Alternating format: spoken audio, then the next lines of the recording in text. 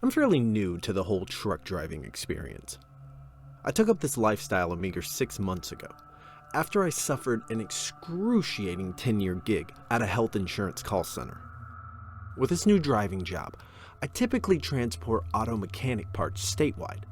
The job pays fairly well for my humble lifestyle as a bachelor, and grants me an adventure with every route. The past 6 months have been so liberating, compared to the 9-to-5 hellhole that gradually chipped away at my sanity. I couldn't take another second of sitting in that suffocating cubicle without going absolutely psychotic or strangling myself with my headset cord. The open road was the savior of my soul. I spent every day traveling somewhere new in my own truck and blasting my own music. Long gone were the constant hums of countless telephones ringing and the mundane chatter of soulless office consultants. I've been able to explore the nooks of my state, and I've met interesting characters during these travels. Despite the liberation that truck driving delivers, after this latest journey, I am ready to hang my hat and leave this industry altogether. You see, this last route took me along a desolate old dirt road out in the boony outskirts of Amarillo, Texas. The delivery started as any other. I was to transport custom automobile parts to a receiving facility in the heart of Amarillo. With my departure beginning in Fort Worth, I had quite an extensive drive ahead through the monotonous plains of Texas. The drive was unremarkable and lengthy. I drove through numerous boony towns that consisted of rusted buildings and dilapidated streets. The interstate highways offered no saving grace from the dull drive. Vast brown plains extended on either side of my truck, while mesquite trees folded over themselves, starved for a drop of water. Dried tumbleweeds skittered alongside the dry breeze, as if in an effort to escape the scorched earth. This pattern of monotony persisted until I reached about 70 miles outside of my destination. Twinkling stars danced along the night sky's horizon as the brights of my headlights illuminated the vacant two-way road ahead. It had been over an hour since a vehicle had sped past my truck at the mile marker labeled 140. Not a living soul besides myself inhabited the road. I was alone. At my sides, looming shadows of tangled foliage erupted from the pitch-black plains. Their dead branches curled up like wretched claws reaching for the glimmering stars in the inky sky. The empty road ahead, coupled with the silence in my cab, caused a creeping eeriness down into the roots of my soul. I knew just the cure for this dilemma. I began to quickly fumble with the radio dial, seeking to cure the unease of the piercing silence and enliven the damper atmosphere. I was met with droning static with each radio station I dialed through. I furrowed my brow as I knew the lack of radio signal should have been impossible with my proximity to the city. I sped past the mile 66 marker while quizzically pondering the cause of the radio's inability to receive a signal. I alternating from peering at the radio and back to the desolate road when a flicker of light caught my eye in the side mirrors of my truck. The pinprick of a single headlight shone through the immense darkness behind me. Finally, I thought, a motorcyclist embarking on a late-night cruise will relieve my perturbed spirit. I sighed a breath of relief as the loneliness began to dissipate from my racing mind. I turned off the radio and refocused my attention to the long stretch of road ahead. I peeked back at my side mirrors to check on my lone companion. My breath caught in my dry throat. What was once a pinprick of light evolved into a bright orb of luminosity in the matter of seconds. How did this traveler manage to close so much distance in a matter of moments? Their figure was still obscured by the cloak of darkness, but their headlight was rapidly intensifying as they sped forward. I slowed my speed to allow the traveler to bypass my truck. I glanced back to my left side mirror, to discover the motorcyclist was now maintaining a healthy distance behind my truck. My heart stopped as, upon closer inspection, all of my previous presumptions of this person were immediately rendered false. This was no motorcyclist at all. In fact, it was a bicyclist. How in the hell did this pedaled means of locomotion move so damn fast? Perplexed, my eyes squinted to further study this phenomenon. Almost immediately, my situation went from quite odd to absolutely terrifying. The figure was entirely naked. Smooth white skin covered its tall, thin frame. Impossibly long, crooked arms extended from the handlebars of the bicycle. Pointed elbows jutted outwards towards the dark sky as enormous claws gripped at the bike's handles. The person's legs were too long for its body. Its sharp knees projected outwards, meeting its wretched elbows. The figure was proportionately comical. I mean, its body was just so damn tall compared to the bicycle's petite frame. Its face was the most horrifying of all. It was entirely smooth and devoid of both eyes and a nose. White skin stretched over its hollow eye sockets all the way down to a sharp, spear-like chin. However, an incredibly wide mouth extended to where its ears should have been. Rows of jagged teeth, similar to a shark's, decorated an impossibly broad smile. It pedaled with a merry tempo, slowly zigzagging while its long limbs slid past each other in a disgusting dance. I floored the gas pedal. My heart pounded as the truck's engine roared with all the horsepower it could muster.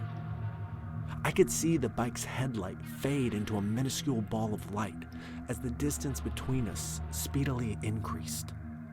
I exhaled the trapped air from my lungs as the figure disappeared from view. An anxious sweat slithered down the goosebumps on my neck as my heart strained to regain a regular rhythm. What the hell was that thing? My mind anxiously pondered. My truck regained a much more legal speed as the adrenaline began its decline from my body. My eyes captured another mile marker along the side of the barren road. Mile 66. Hell no. This mile marker should be long gone. I know that I passed it long before that creature made its appearance. I had no choice but to press forward. What other option did I have? My tight grip on the steering wheel caused my knuckles to turn bone white. I made another glance at my mirrors. My gaze was met with an empty road behind me. I tried to regulate my breathing as my eyes shifted to the shadowy plains on my left. What I witnessed almost caused me to swerve off the road. That forsaken creature was pedaling right beside my truck. Its smile was so damn wide that the top half of its head caved towards its backside. Its razor-sharp teeth embellished a gaping black hole that was its mouth. I hit the gas pedal in hopes to escape my tormentor once again, except this time, it kept up to speed. Its long, spindly limbs appeared as if they were in overdrive, scissoring up and down with intense extortion. Its head tilted up to the sky, as if laughing at my pathetic efforts to escape. Up, down, up, down, up and down went its honed legs as it maintained speed with the acceleration of my truck. My breathing intensified and my heart thudded with what was only raw fear. I quickly shifted my eyes to the right side of the road. Mile marker 66 reappeared once more. I released a guttural wail.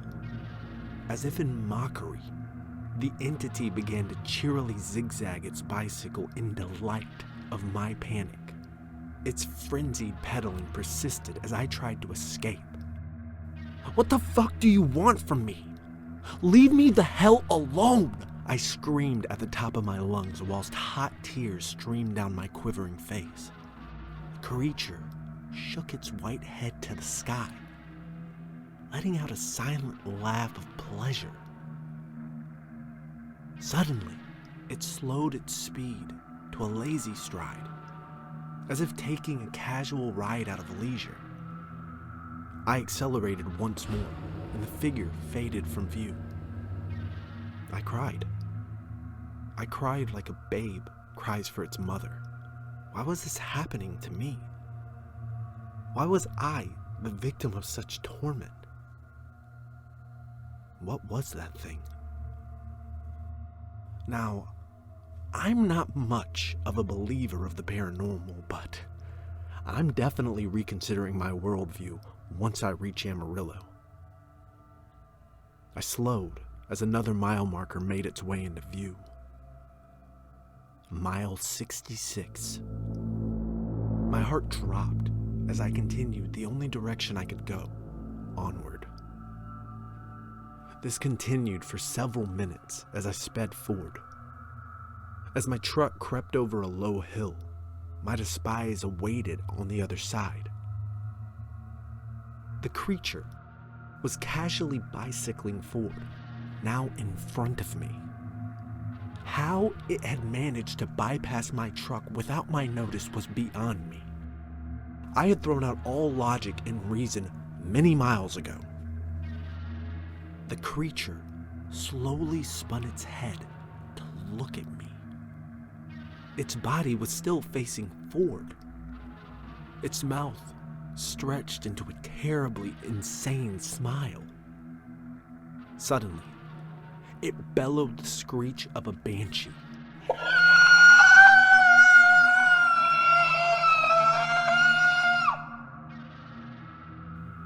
My blood ran as cold as ice.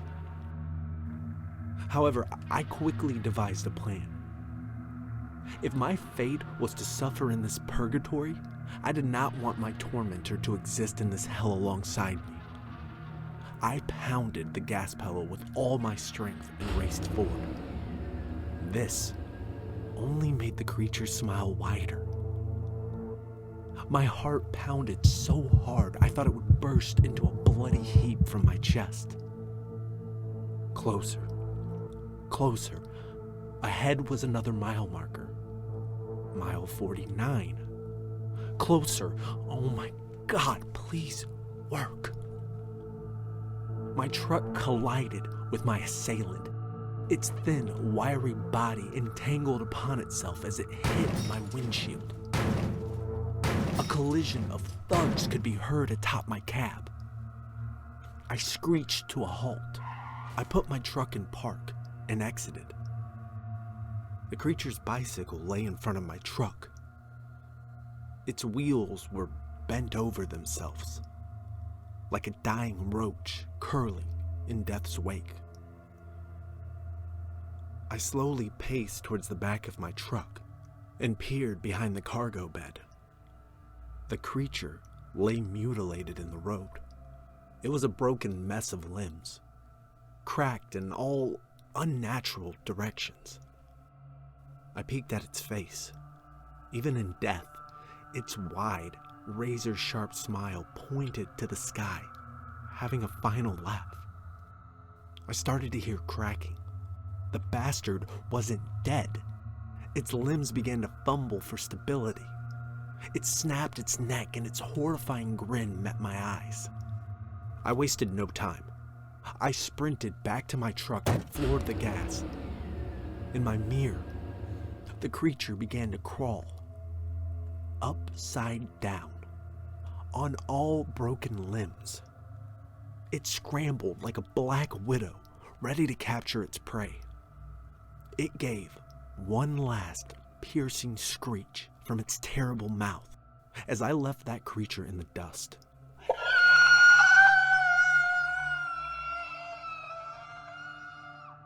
I drove for what felt like hours. The road lay vacant as the black plains began to be sprinkled with scattered house lights. I passed a sign once more. Amarillo, 25 miles. I was free. I made it to Amarillo not long after. I delivered my shipment and phoned my boss immediately and gave my resignation. I have no idea what happened that forsaken night. I don't know what that creature was. What I do know is that I am scarred beyond repair. I sincerely hope the call center will take me back.